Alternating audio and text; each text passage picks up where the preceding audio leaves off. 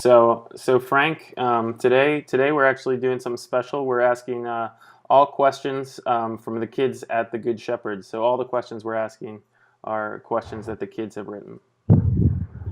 Absolutely outstanding. I'm looking forward to them. I hope they don't throw me any curveballs. All right. So did you think that you're going to have much difficulty doing this walk across America? When I first started the walk, I did not. But as I've gotten into it, I begin to realize that I'm not 21 years old anymore. So the bones of a 63-year-old are beginning to feel the wear, but it's all for a great cause. So I look at it as just a great opportunity to expand my opportunities for how to get across the United States as slow as possible.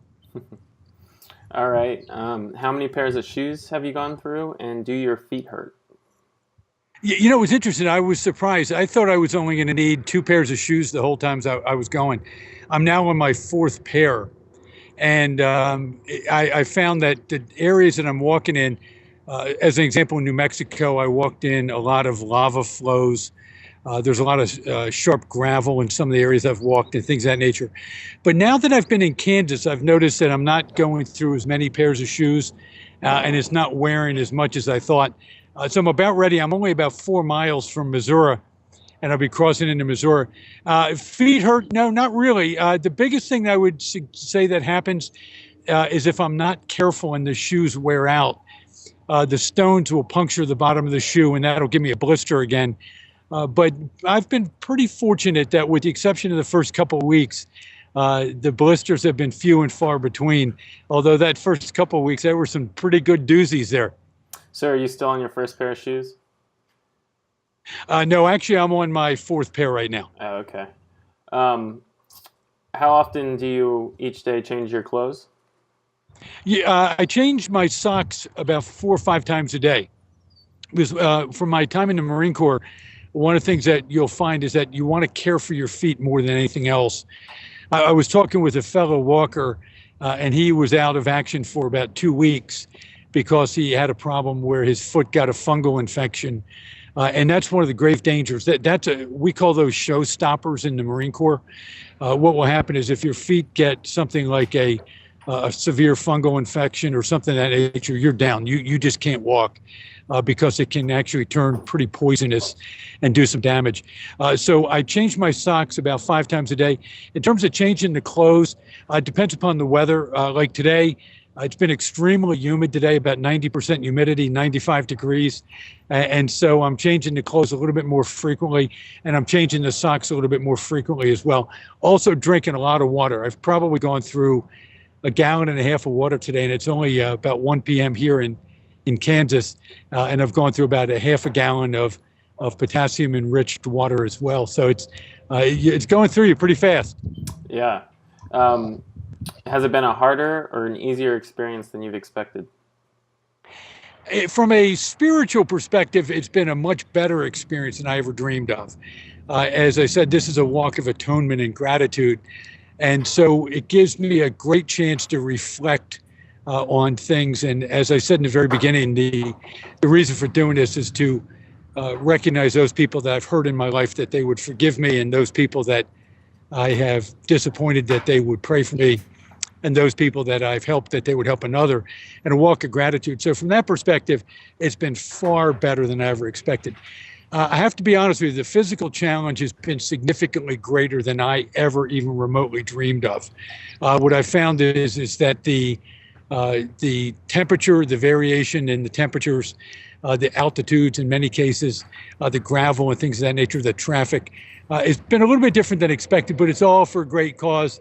And since the children at Good Shepherd are going to be looking at this, we're doing it for you guys. It's all for you. Very cool.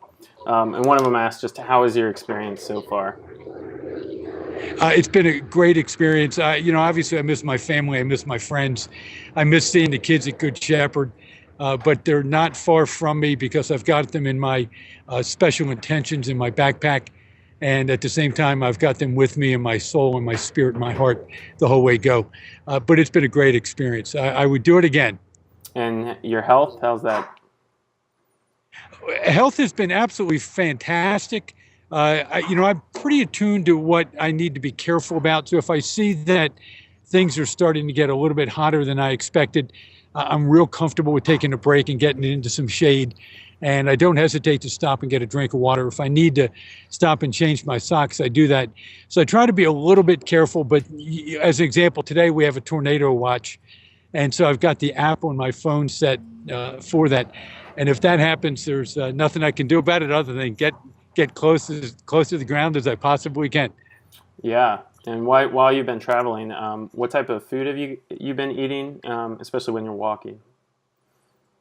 What I'm doing when I'm not walking is I'm eating things like pasta and a lot of protein. When I am walking, I'm drinking lots of milk because there's good protein in milk, and I'm drinking orange juice as well because with the orange juice there's a lot of potassium, and you need a lot of potassium in your system when you're walking as well as the protein. The protein helps build the muscles back up again, and so it's really important to be able to do that. So that's the primary things.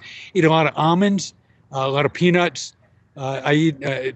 There's a thing. It's called the coconut water. I drink as often as I can. That's got a lot of potassium in it.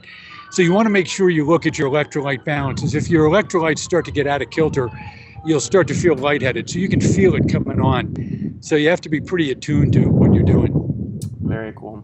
Any of the local cuisine? Every chance I get, I try to, wherever possible, eat in the local restaurants.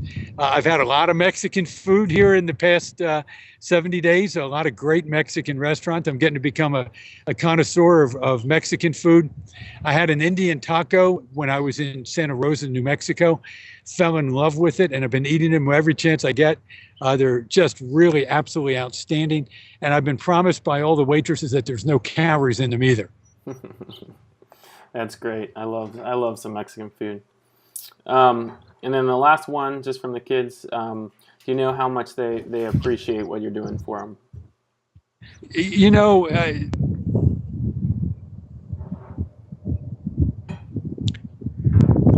do.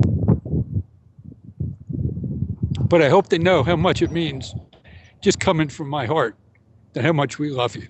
The whole staff does, the sisters do, and there's nothing in the world. Sorry about that. Didn't expect that question. There's nothing in the world we wouldn't do for you guys. Nothing in the world. All right. Well, thank you, Frank. I'm sure the kids are going to love this.